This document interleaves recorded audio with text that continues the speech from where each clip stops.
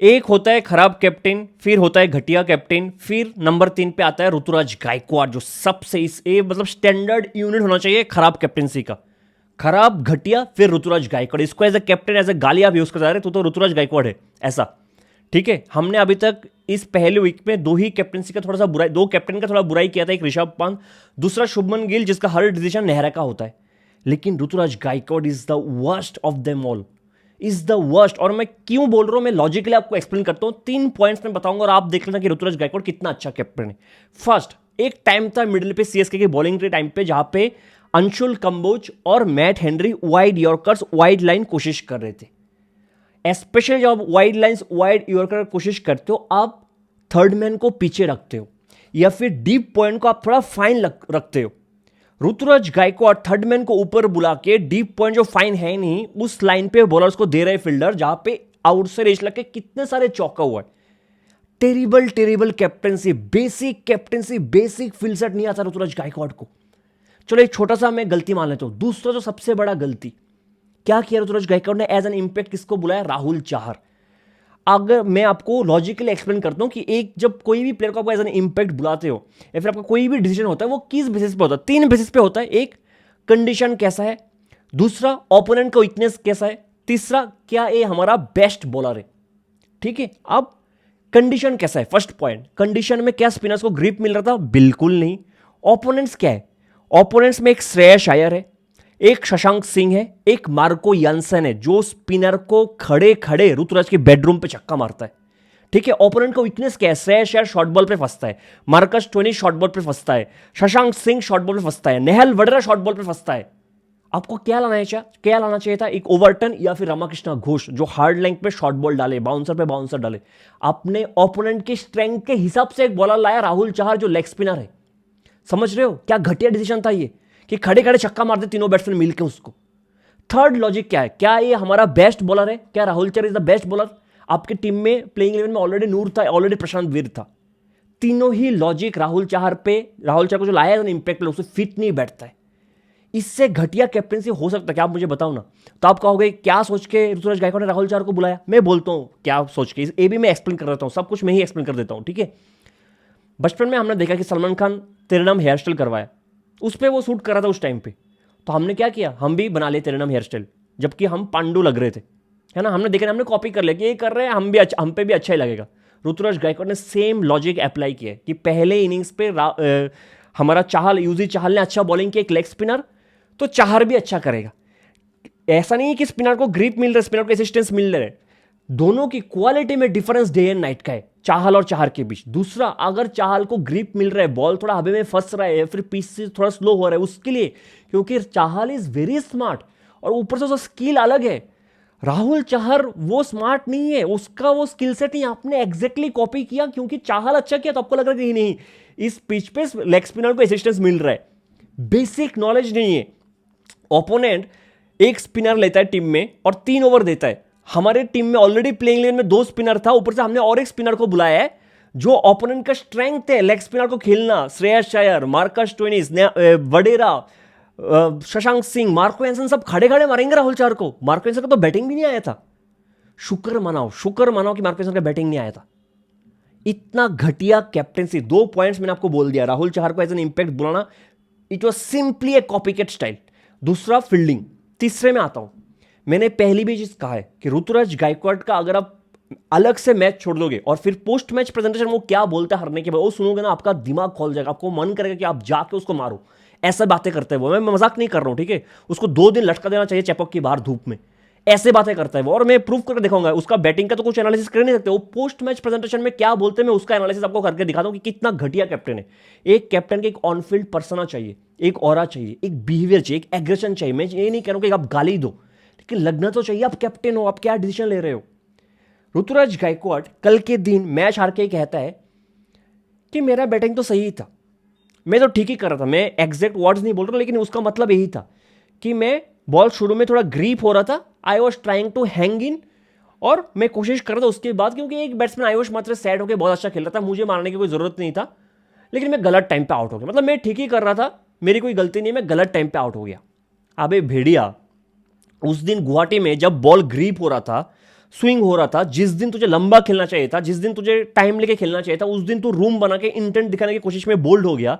और जहां पे कल के दिन फ्लैट पिच मिला, 240 250 बनाना चाहिए था, उस दिन तुझे लगता है कि बॉल ग्रिप हो रहा है, तू टाइम ले रहा है। पावर प्ले में 10 बॉल खेल के 14, मैच पे 22 बॉल खेल के 27, 126 की स्ट्राइक रेट में। और आप कोई डिफेंसिव स्टेटमेंट मत देना कि प्रियांश आर्या ने 126 के स्ट्राइक रेट में 34 बॉल्स खेला है, उसका पार्टनर 354 के स्ट्राइक रेट से बैटिंग कर रहा है, आयुष मात्रा के डबल स्ट्राइक रेट से बैटिंग कर रहा है प्रियांश आर्या। तो उसके पास वो लाइबिलिटी है, उनका बैटिंग डेप्थ बहुत बड़ा है, आपका बैटिंग डेप्थ तो बड़ा है, उतना एक्सपीरियंस है जितना पंजाब का है। एक कैप्टन होके आपको पता है आपका बॉलिंग कितना वीक है, आपको पार स्कोर से 20-25 रन ज्यादा बनाना है, आप क्या करते हो, आप पार स्कोर से 20 रन कम बना कर जाते हो कैप्टन की इंटेंट की वजह से। ये 2018 में जी रहे हो क्या कि 10 ओवर खेल के जाऊंगा और फिर टाइम लेके लास्ट में मारूंगा इस फ्लैट पिच पे। और मैं आपको से घटिया जो चीजें वो बोलता है पोस्ट मैच प्रेजेंटेशन में, वो आपको एक्सपोज करके मैं दिखाता हूं, ठीक है। 2025 का एक मैच था, कल के दिन क्या कहा है, बॉल ग्रीप हो रहा था, I was trying to hang in, कल के दिन का है, ठीक है। 2025 में एक मैच था चेपॉक पे, आरसीबी वर्सेस सीएसके, जहां पे आरसीबी ने 16-17 साल बाद चेपॉक में पहली बार जीता। आरसीबी ने पहले बैटिंग किया और ऑलमोस्ट 200 बना दिया था, ठीक है, ऑलमोस्ट 200 बना दिया था। सीएसके वो मैच बहुत ही घटिया तरीके से हार गया, शायद 150 भी नहीं बना पाया, ठीक है। ऋतुराज गायकवाड़ आके पोस्ट मैच प्रेजेंटेशन में क्या बोलता है, आप एक बार सुन लो। वो कहता है कि the new ball was sticking a lot, didn't really know how it happened. The new ball was sticking a lot, मतलब फिर से वही बॉल ग्रीप हो रहा था और मुझे नहीं पता कैसे हो रहा था। मतलब ऋतुराज गायकवाड़ ये बोलने की कोशिश कर रहे हैं, कल के दिन वो फर्स्ट इनिंग्स पे बैटिंग करने आया तब बॉल ग्रीप हो रहा था। उस दिन चेपॉक में जहां पे आरसीबी पहले इनिंग्स पे बैटिंग करके 200 बनाया, वो सेकंड इनिंग्स पे बैटिंग करने आया तब भी बॉल ग्रीप हो रहा था, उसको पता नहीं कैसे बॉल ग्रीप हो रहा था। जहां जहां पे ऋतुराज गायकवाड़ फेल होता है, स्लो खेलता है, उसका यही मानना है, सिंपल एक्सक्यूज है कि बॉल ग्रीप हो रहा है और मुझे नहीं पता कैसे ग्रीप हो रहा था। बाकी किसी के लिए ग्रीप नहीं होता है, बस ऋतुराज गायकवाड़ के लिए बॉल ग्रीप होता है और एक्सप्लेन नहीं करता क्यों। हाँ बताओ ना, ये मैंने आपको पहली मतलब लास्ट वीडियो में कहा था कि ऋतुराज गायकवाड़ का पोस्ट मैच प्रेजेंटेशन की बातें बहुत ही घटिया, बहुत ही मतलब आपको ऑफेंड कर देगा, आपको मन करेगा कि उसको 7 दिन जेल का खाना खिलाओ, ऐसे बातें करता है वो। अगर अगले 5 मैच में सीएसके 4 मैच नहीं जीतता है, Ruturaj Gaikwad captaincy should be sacked. बीच इनिंग्स पे, बीच सीजन पे उसको हटा देना चाहिए एज कैप्टन। इतना घटिया कैप्टन से वो कर रहा है। अगर अगले 5 मैच में 4 मैच सीएसके नहीं जीतना, हटा दो उसको, मैं सच में कह रहा हूं। हटा, चाहे बैट्समैन कितना, चाहे अगले 4 मैच में 4 सेंचुरी मार दे, हटा दो उसको। आप रहाणे को ब्लेम करते हो, एटलीस्ट जो पावर प्ले में तो इंटेंट दिखाता है रहाणे, पावर प्ले में तो अच्छा बैटिंग करता है। 2023 से लेकर 2026 तक रहाणे का पावर प्ले में स्ट्राइक रेट कंपेयर कर लो ऋतुराज गायकवाड़ से, आपको पिक्चर पता लग जाएगा। कंपेयर कर लो, देख लो डिफरेंस क्या है, एक बार सर्च करके। 2026 में बोल रहे हैं कि मैं टाइम लेके खेल रहा था क्योंकि आयुष मात्रा तो खेल ही रहा है अच्छा। एक 18 साल का बच्चा, 19 साल का बच्चा ऐसा मार रहा है और आप देख रहे हो। और पता है प्रॉब्लम मुझे कहां पे नजर आया, मैं और थोड़ा बोलता हूं, थोड़ा मैं शुरू से आता हूं, ठीक है। टॉस हार गया, उससे फर्क नहीं पड़ा क्योंकि ड्यू नहीं है, ठीक है। और ऋतुराज गायकवाड़ ने कह दिया ड्यू नहीं है, ठीक है। और प्लेइंग 11 में जो चेंजेस था बहुत अच्छा था। सरफराज खान आ गया था, मैट शॉट बाहर हो गया था। एक तो शर्म आना चाहिए, पहले मैच में मैंने कहा था कि सरफराज जैसे प्लेयर को आपने कैसे प्लेइंग 11 से बाहर रखा, एज एन इंपैक्ट लाना पड़ा जब आप बैट सबका फट गया था पिछले मैच पे। तो शर्म आना चाहिए कि दूसरे मैच पे आपको आपका गलती रियलाइज हो गया, तो पहले मैच आपने क्या ब्लंडर किया होगा, ठीक है। दूसरा, प्रशांत वीर को डाला है, सही लगा मुझे, प्लेइंग 11 सही था, ठीक है, उसमें कुछ प्रॉब्लम नहीं है। Punjab wanted the same playing 11 which was good for them, ठीक है। आप बैटिंग करने आता है तो श्रेयस अय्यर हमने पहले भी डिस्कस किया कि बॉलिंग रोटेशन पे वो शायद मास्टर है, he is just brilliant bowling rotation में। बाटलेट को शुरू में स्विंग मिल रहा था, उसने संजू को अच्छा सेटअप किया, फिर मिडिल स्टंप से एक बॉल को बाहर लेके गया, संजू आउट हो गया, नो प्रॉब्लम, दोनों बार संजू को अच्छा बॉल मिला है। एटलीस्ट डिफेंस में इतना हम बोल सकते थे। आयुष मात्रा आया, he played some brilliant shot, एक मार्को एंसन के बाउंसर को पुल करके छक्का मारा विच लुक्ड ब्रिलियंट, एक बाटलेट के शॉर्ट बॉल को पुल करके बाउंसर मारा ब्रिलियंट, एक मार्को एंसन के स्लोअर ऑन को पिक करके एक लंबा सा छक्का मारा है brilliant. Ayush Mhatre was looking brilliant. In fact Vijay Kumar Vyshak Ayush Mhatre को वाइड लाइन पे, वाइड यॉर्कर पे बहुत कोशिश किया कि उसका रन रोक दे, उस पर भी खुद के उसने चौका मारा है आयुष मात्रे, ही लुक्ड ब्रिलियंट। आयुष मात्रे कब फंसा है, जब चाहल आया तभी पता लगा कि आयुष मात्रे स्ट्रगल कर रहे हैं चाहल के अगेंस्ट। तब मुझे सच में लगा ना कि इधर ऋतुराज गायकवाड़ ऊपर आएगा कि नहीं, एक बच्चा लेग स्पिनर के अगेंस्ट स्ट्रगल कर रहा है और ऋतुराज गायकवाड़ स्पिन को कैसा खेलते हैं सबको पता है। मुझे लगा इधर ऋतुराज गायकवाड़ एग्रेसर बनेगा, वो चाहल को डिसमेंटल कर देगा कि आयुष मात्रा को थोड़ा लाइबिलिटी मिले, थोड़ा सा फ्रीडम मिले कि नहीं तू स्ट्रगल कर रहा है मैं देखता हूं। क्योंकि आपने देखा होगा आयुष मात्रा 2 बार तो आउट हो गया था चाहल के बॉल पे, दोनों बार कैच छूट गया था। He was literally struggling, 9 ball पे चाहल के 9 बॉल फेस किया, कल के दिन आयुष मात्रा 8 रन बनाए। ऋतुराज गायकवाड़ को इनसाइड आउट चाहल को खेल सकता था छक्का के लिए, स्वीप करता छक्का के लिए, जो श्रेयस अय्यर ने किया चाहल के साथ, इनसाइड आउट छक्का। ऋतुराज गायकवाड़ क्या करते, डाउन द लेग बॉल को स्वीप करते सीधा डीप स्क्वायर के हाथ में। मैं कैसे क्या बोलूं, आप बताओ ना, क्या बोलूं, 31 साल का लड़का, मतलब मैं बहुत फ्रस्ट्रेटिंग था कि आप अपने पार्टनर के गेम को खराब कर रहे हो। आप सिर्फ टीम के साथ खराब नहीं कर रहे हो, आप एक पार्टनर के गेम को खराब कर रहे हो। आयुष मत्र का पूरा गेम कल के दिन खराब हुआ जब चाहल आया, और तब ऋतुराज को as a captain, as a experience player, as a good batter against spin उसको स्टेप अप करना चाहिए था। ठीक है, उधर ऋतुराज फंस गया। उसके बाद विजय कुमार वशक के एक वाइड लाइन जो बहुत लंबे टाइम से कोशिश कर रहा था, उस पर सेम शॉट खेलते हुए सीधा शॉट थर्ड मैन के हाथ मार बैठा आयुष, लेकिन he looked brilliant against the pacers. ठीक है, बहुत अच्छा लगा। ठीक है, अब एक टाइम है जहां पे दुबे और कार्तिक शर्मा एक साथ था, तो बहुत लोगों का क्वेश्चन था कि सरफराज खान को ऊपर क्यों नहीं भेजा, कार्तिक को ऊपर क्यों भेजा गया। इसको मैं बहुत ही अच्छे लॉजिक से एक्सप्लेन करता हूं, क्योंकि दुबे और सरफराज का ना वो रेपुटेशन है कि पेसर के अगेंस्ट फंसता है। दोनों का प्रॉब्लम ही है शॉर्ट बॉल और बाउंसर। और श्रेयस अय्यर ऋतुराज गायकवाड़ जैसे खराब कैप्टन तो नहीं है, वो बहुत ही स्मार्ट है, ब्रिलियंट है वो। अगर सरफराज और दुबे एक साथ होता तो श्रेयस अय्यर, मतलब एक थॉट प्रोसेस यही होता, श्रेयस अय्यर बाउंसर का बारिश करवा देता।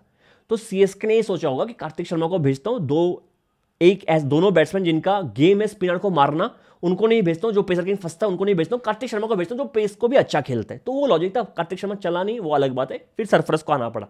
और सरफराज ने जो बैटिंग किया, क्योंकि वो 3-4 ओवर सीएसके का रन बिल्कुल नहीं बना था, बिल्कुल फंस गया सीएसके। सरफराज आने के बाद ना चाहल को आप ला पाए, एक तो दुबे आ गया, एक सरफराज आ गया, तो चाहल का एक ओवर ला नहीं पाए, वरना सीएसके थोड़ा और ये हो जाता, फंस जाता। उधर सरफराज ने जो बैटिंग किया, जो कुछ शॉट्स लगाया, कल के दिन आप प्रियांश आर्या की बात कर लो, आप श्रेयस अय्यर की बात कर लो, आप आयुष मात्र की बात कर लो, लेकिन जो कुछ शॉट सरफराज ने लगाया है, इतना लेट इंपैक्ट से मारा है। एक आया था बॉल चेस्ट हाइट पे, ठीक है, उसने एंड मोमेंट में बैठकर मार दिया चौका।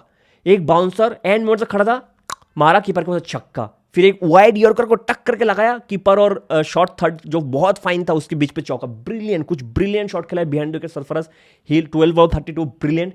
कैसे आउट हुआ है वंस अगेन, वशक के hit the deck hard length के बॉल पे, जो वीकनेस है सरफराज का, जो दुबे का भी वीकनेस है। ठीक है, दुबे भी पहले 14 बॉल पे 14 था, क्योंकि जैसे दुबे आया, पंजाब इज टू गुड यार। जो बैट्समैन को रीड करके आता है ना, उनको पता है 209, 210, 215 इस पिच पे पार स्कोर से कम है, वो हम आसान से चेस कर लेंगे। जैसे दुबे आया, यॉर्कर पे यॉर्कर, यॉर्कर पे यॉर्कर। दुबे पहले 14 था, उसके बाद दुबे ने कवर अप किया, अच्छा बैटिंग किया, लेकिन 209 वाज लेस।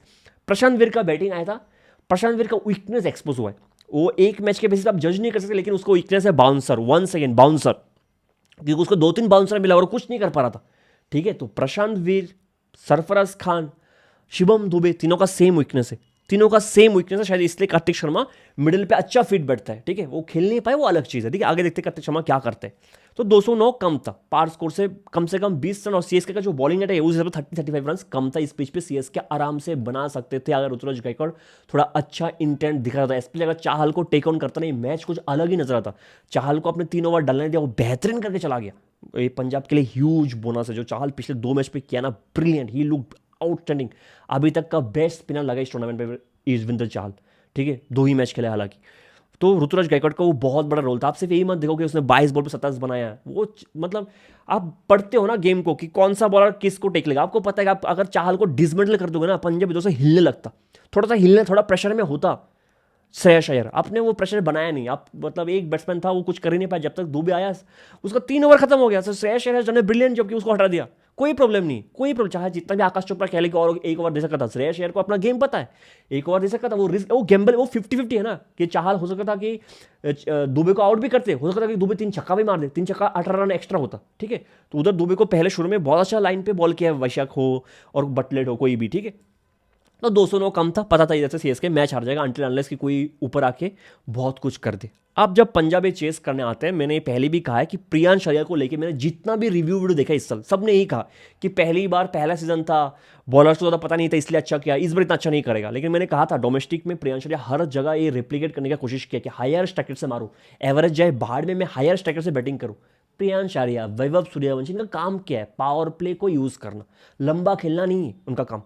अगर एक बैट्समैन आके पावर प्ले में 354 के स्ट्राइकर से बैटिंग कर दे, वो 209 का टारगेट ऐसा लगता है कि 160 का टारगेट बन गया। ठीक है, एक तरफा कर दे। और एक वन सेकेंड, प्रियांश आर्या का गेम वीकनेस क्या है? शॉर्ट बॉल पे, हार्ड लेंथ के बॉल पे वो फंसता है। मैट हेनरी क्या कर रहा था, स्विंग ढूंढ रहा था सामने में बॉल डाल के। आप बताओ ना, कुछ रीड करके आता ही नहीं। और इधर से मुझे मन करते मैं स्टीवन फ्लेमिंग को मतलब इतने गंदे गंदे गाली दूं ना, सच में कह रहा हूँ, कुछ रीड करके आता ही नहीं है। मैट हेनरी आते ही फुल लेंथ पे बॉल प्रियांश आर्य, जबकि उसको वीकनेस है हार्ड लेंथ पे बॉल।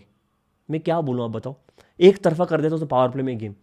प्रभ सिमरन वंस अगेन थोड़ा बहुत फंस रहा था, लेकिन ठीक है अपने कवर अप कर लिया उसने, और आगे जाकर उसको पता है कौन आने वाला था। ठीक है, कूपर करोली थोड़ा शुरू में बाउंस से थोड़ा जो पिच का बाउंस था उसको एडजस्ट करने में टाइम लगा। चेपक पे चाहे जितने भी फ्लैट पिच हो, थोड़ा एडजस्ट करने में थोड़ा टाइम सबको लगता है न्यू बैट्समैन को। लेकिन आता है श्रेयस अय्यर वन सेकेंड, जो राहुल चार का जो लाया था ना उसको पूरा नलीफाई कर दिया। क्यों लाया राहुल चार को समझ भी नहीं आया। ठीक है, राहुल चार को लाया, एक लॉन्ग ऑफ के ऊपर से एक्स्ट्रा कवर के ऊपर से छक्का लगा इनसाइड आउट, ब्रिलियंट, एक पूल पे छक्का लगा, ही लुक्ड फ्लॉलेस यार।